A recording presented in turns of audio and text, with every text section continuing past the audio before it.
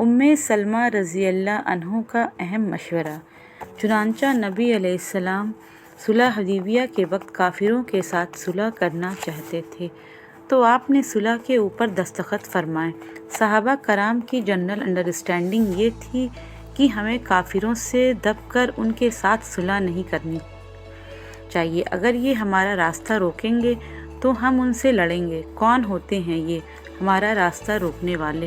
اور پھر بڑے عرصے کے بعد وہ بیت اللہ کا دیدار کرنے کے لیے جا رہے تھے، تو ان کی طبیعتیں چاہتی تھیں کہ بس اب ہم نے احرام باندھ لیا اور قربانی کے جانور ہمارے ساتھ ہیں، تلواریں ہمارے پاس ہیں، کون ہے جو ہمارے سامنے آئے؟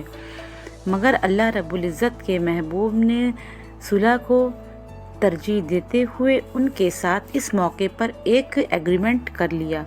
ایگریمنٹ کی ظاہری شرطیں بھی ایسی معلوم ہوتی تھیں کہ جیسے مسلمان دب کر صلح کر رہے ہیں، کافر غالب ہو کر صلح کر رہے ہیں۔ مثلاً ایک شرط تھی کہ اگر ایک کافر مسلمان ہو کر مسلمان کے پاس آئے تو یہ اس کو واپس کرنے کی پابند ہوں گے، اور اگر کوئی مسلمان کافر بن کر چلا جائے تو کافر اس کو واپس نہیں کریں گے۔ تو اس قسم کی شرطوں سے صحابہ کرام کے دل میں یہ خیال تھا کہ اب ہمیں اتنا دب کر صلح نہیں کرنی چاہیے، مگر اللہ رب العزت کے محبوب نے صلح کر لی۔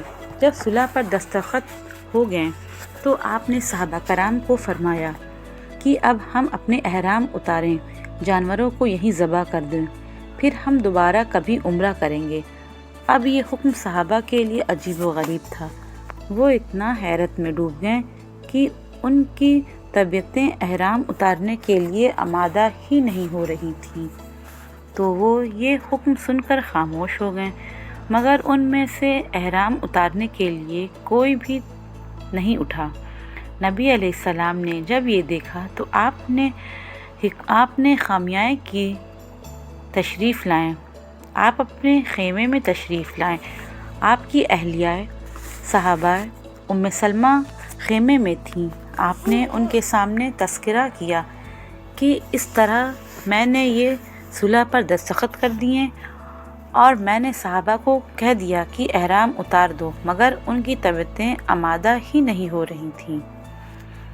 تو انہوں نے آگے سے نبی کی خدمت میں مشورہ دیا، اے اللہ کے محبوب، یہ آپ کے جانثار ہیں، آپ کے بے داغ غلام ہیں، کیونکہ یہ دل میں نیت لے کر آئے تھے کہ ہم بیت اللہ جا رہے ہیں۔ عمرہ کی جو محبت اور شوق تھا اس کی وجہ سے اب ان کی طبیعتوں پر حیرانی تھی۔ آپ ایسا کیجئے کہ باہر جا کر اپنی سواری کے جانور کو ذبح کر دیجئے۔ جب یہ دیکھیں گے کہ آپ یہ کام کر رہے ہیں تو وہ بے چوں چاں کے آپ کی ابتدائی کریں گے۔ چنانچہ اہلیہ کے اس مفت مشورے کے بعد نبی باہر تشریف لائے اور آپ نے اپنے جانور کو ذبح کیا، تو ان کو دیکھ کر صحابہ کرام نے اپنے اپنے جانوروں کو ذبح کر دیا، احرام اتار لیا۔ تو اس حدیث پاک سے یہ پتہ چلتا ہے کہ عورت اگر نیک ہو، سمجھدار ہو، ایسے قیمتی مشورے دیتی ہے کہ مرد کے لیے بڑی بڑی مصیبتیں آسان ہو جاتی ہیں۔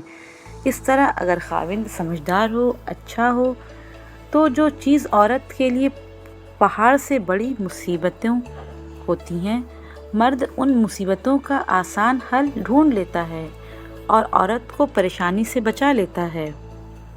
اس سے پتہ چلتا ہے کہ دین اسلام نے مرد عورت کو جو ایک دوسرے کا لباس کہا ہے، اس سے بہتر تشبیہ کوئی اور نہیں دی جا سکتی۔